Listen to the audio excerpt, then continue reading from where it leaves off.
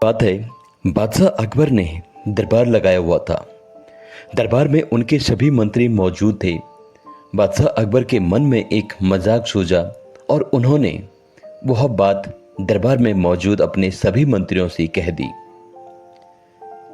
मेरे आसपास हमेशा बुद्धिजीवी बुद्धिमान लोग रहते हैं और ऐसे में मैं उनके साथ रह रहकर अपने को काफी बोर महसूस कर रहा हूं।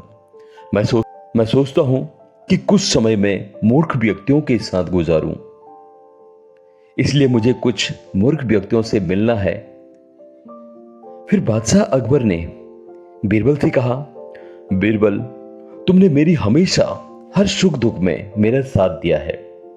हमेशा तुमने अपनी चतुराई से मेरी हर संभव मदद की है और मैं चाहता हूं कि इस बार भी तुम मेरे लिए जो मैं चाहता हूं कि मुझे मूर्ख व्यक्तियों से मिलना है, तुम कैसे भी हो मुझे 6 ऐसे मूर्खों से मिला दो या उन्हें ढूंढकर मेरे पास लाओ। बादशाह अकबर का आदेश पाकर बीरबल ने बात पर कहा, जहां पना मैं आपके लिए कैसे भी हो 6 मूर्ख व्यक्ति ढूंढकर जरूर लाऊंगा। बीरबल के लिए यह कार्य कोई असंभव नहीं था, क्योंकि बीरबल पूरे राज्य में अपनी बुद्धिमानी के लिए जाना जाता था। बादशाह अकबर की आज्ञा लेकर बीरबल मूर्ख व्यक्तियों की तलाश में निकल पड़ता है। बीरबल रास्ते में पूरा समय इसी सोच में था कि उसे वो मूर्ख लोग कहां मिलेंगे। तभी बीरबल की नजर ऐसे व्यक्ति पर पड़ी जो गधे पर बैठा हुआ था और सिर पर उसके घास की गठरी रखी हुई थी। बीरबल ने उसे रोका और उससे उसकी पहचान के बारे में पूछा। तुम कौन हो और ऐसे इस प्रकार से गधे पर बैठकर तुमने अपने सिर पर घास की गठरी क्यों रखी हुई है? बीरबल के इस प्रश्न के उत्तर में उस व्यक्ति ने बीरबल से कहा कि मेरा नाम श्यामू है और मेरा गधा कमजोर व थका हुआ है, इसलिए गधे का बोझ कम करने के लिए मैंने घास की गठरी अपने सिर पर। से बात करके बीरबल को लगा कि उसे एक मूर्ख व्यक्ति तो मिल गया है। फिर बीरबल उस व्यक्ति से कहता है कि तुम जानवरों के प्रति बहुत दयालु हो, इसलिए तुम्हारी दयालुता को देखकर मैं तुम्हें बादशाह से इनाम दिलाना चाहता हूं। और उससे बीरबल अपने साथ चलने के लिए कहता है। बीरबल के मुंह से इनाम का नाम सुनकर वह व्यक्ति लालच में आ जाता है। बीरबल चले थे कि उन्हें रास्ते में 2 व्यक्ति आपस में लड़ते हुए नजर आए। उन दोनों को लड़ता देख बीरबल उनसे लड़ने का कारण पूछा कि तुम आपस में क्यों लड़ रहे हो? बीरबल के पूछे जाने पे उन्होंने अपना नाम हरिया और दीनू नाम बताया। हरिया ने बीरबल से कहा कि इसके पास शेर है जिसे वह मेरी गाय के शिकार के लिए छोड़ेगा। इस पर दीनू ने बीरबल से कहा, यह सही कह रहा है और मुझे ऐसा करने में बहुत मजा आएगा। बीरबल ने उन दोनों से पूछा कि तुम्हारी गाय और शेर कहां है? इस पर हरिया और दीनू ने दोनों ने एक साथ उत्तर दिया कि जब भगवान हमें वरदान देंगे तो मैं उनसे गाय मांगूंगा और हरिया उनसे शेर मांगेगा। दोनों की बातें सुनने के बाद बीरबल को अंदर ही अंदर बहुत ज्यादा खुशी महसूस हो रही थी।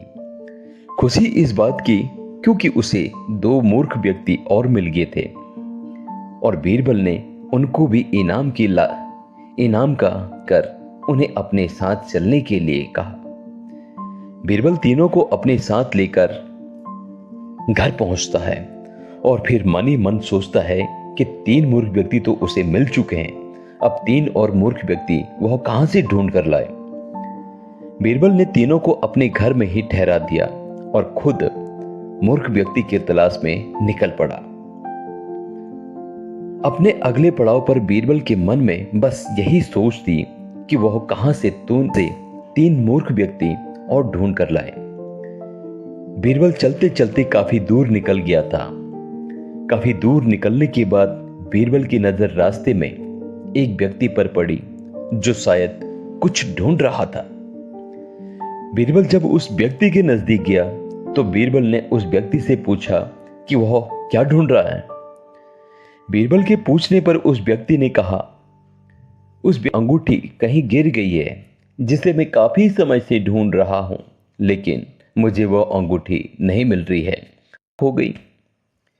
बीरबल ने उस व्यक्ति से कहा कि तुम्हें कुछ अंदाजा है कि अंगूठी कहां पर गिरी थी।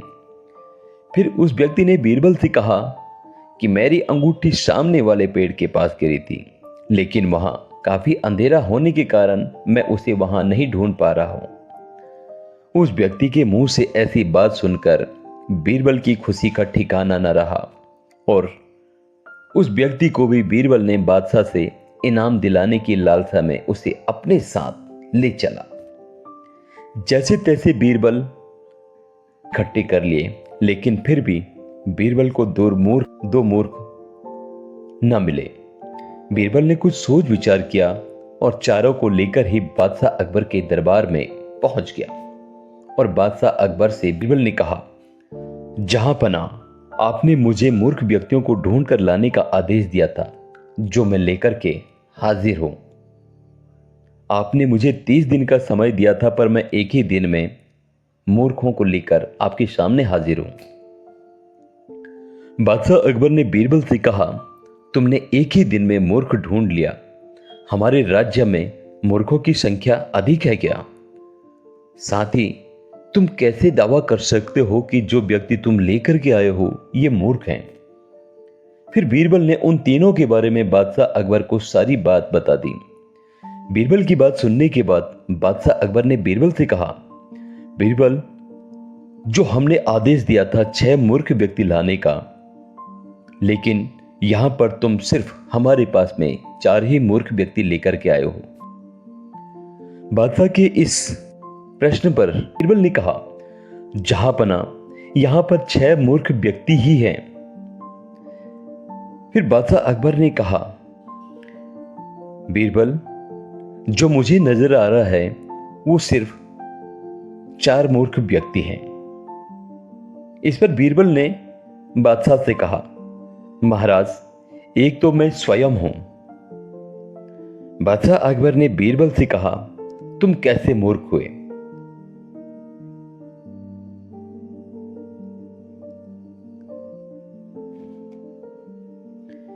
फिर बीरबल ने कि मैं इसलिए मूर्ख हूं क्योंकि मैं इन मूर्खों को ढूंढ कर लाया हूं।